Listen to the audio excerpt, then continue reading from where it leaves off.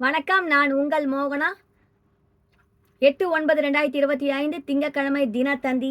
வாங்க செய்திக்குள்ளார் போகலாம். 7 ஆண்டுகளுக்கு பிறகு தோன்றியது முழு சந்திர கிரகணத்தை ஆர்வத்துடன் பார்த்து ரசித்த பொதுமக்கள்.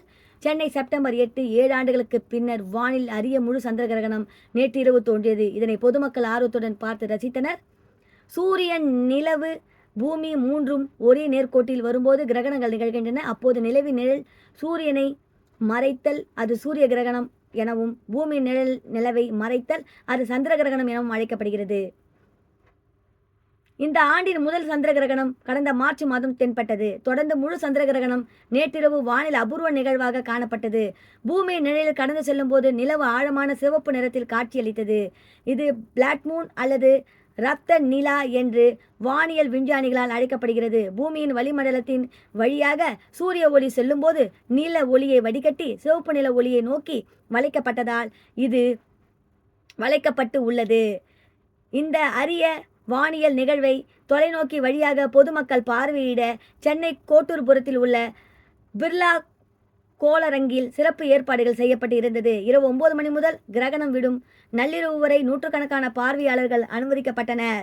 அனைவருக்கும் விஞ்ஞானிகள் இரத்த நிலவை கண்டுகளிக்க வாய்ப்பு வழங்கினர். அது குறித்து விளக்கமும் அளித்தனர். இதனை Europe, Asia, Australia, Africa, Pacific, Atlantic, இந்திய பெருங்கடல், ஆர்டிக், அண்டார்டிகா ஆகிய பகுதிகளிலும் பலர் பார்த்தனர். இந்தியாவில் சென்னை, பெங்களூரு உள்பட பல்வேறு இடங்களில் தெளிவாக பார்க்க முடிந்தது. இந்த முழு கிரகணத்தை வானம் தெளிவாக இருந்தால் வெறும் கண்களிலேயே பொதுமக்கள் கண்டுகளித்தனர். மாணவர்கள் மற்றும் பார்வையாளர்களுக்கு விளக்கம் அளித்த பிர்லா கோளரங்க முன்னாள் இயக்குனர் விஞ்ஞானி சவுந்தரராஜ பெருமாள் கூறும்போது, வானில் ஒரு அரிய நிகழ்வாக இது நடந்தது. நிலவு கிழக்கு நோக்கி நகர்ந்தபோது இரவு 9:57 மணிக்கு நிலவின் கிழக்கு பகுதியில் முதலில் பகுதி நேர சந்திரகிரகணமாக பிடிக்க ஆரம்பித்தது. இரவு 11 மணிக்கு நிலவு முழுவதையும் கிரகணம் பிடித்தது.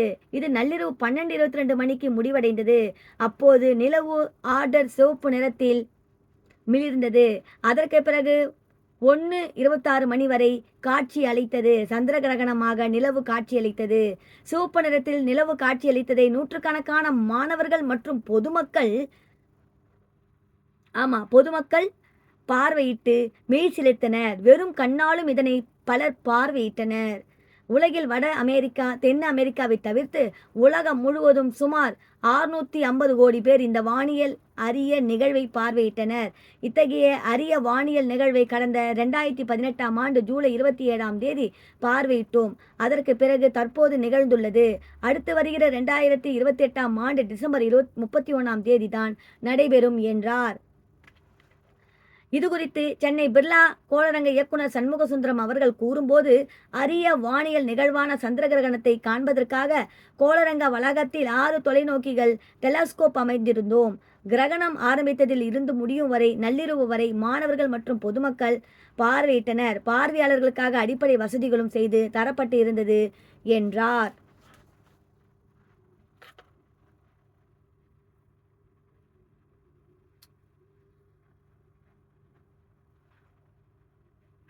அதோட பாருங்க, இமாச்சல பிரதேசத்தில் கனமழையால் ரூபாய் 4000 கோடி இழப்பாங்க மாநில அரசு தகவல். சிம்லா செப்டம்பர் 8 இமாச்சல பிரதேசத்தில் ஜூன் மாதத்தில் இருந்து அடிக்கடி பருவமழை பெய்து வருகிறது. இதில் மேகவெடிப்பு, வெள்ளப்பெருக்கு, நிலச்சரிவு என மாநில பெரும் இயற்கை பேரிடத்தை சந்தித்து வருகிறது.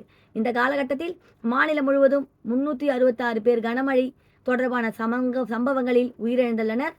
41 பேர் மாயமாகி இருக்கிறார்கள். கடந்த ஜூன் 20 முதல் நேற்று வரை 6247 வீடுகள், 460 கடைகள் மற்றும் தொழிற்சாலைகள் சேதமடைந்து இருக்கின்றன.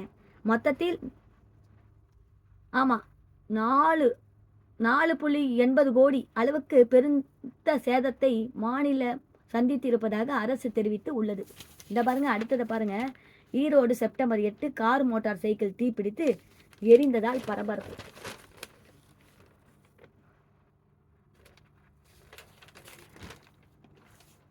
ஈரோடு செப்டம்பர் 8 ஈரோடு கருங்கல்பாளையம் காவேரி ரோட்டில் நேற்று முன்தினம் இரவில் கார் ஒன்று வேகமாக சென்றுள்ளது. இந்த கார் காவேரி ரோட்டிலிருந்து கிருஷ்ணபாளையம் ரோட்டில் சென்றபோது ரோட்டோரம் நிறுத்தி வைக்கப்பட்டு இருந்த மோட்டார் சைக்கிள் மீது வேகமாக மோதியது. அப்போது மோட்டார் சைக்கிள் காரில் சிக்கி சிதறி தூரம் இழுத்து, அதாவது சிதறி தூரம் இழுத்து செல்லப்பட்டு தீ விபத்து ஏற்பட்டது. இதில் காரும் மோட்டாரும் சைக்கிளும் தீப்பிடித்து எரிய தொடங்கியது. இதனால் காரை ஓட்டி வந்தவர் காரை நிறுத்திவிட்டு அங்கிருந்து தப்பி ஓடிவிட்டார்.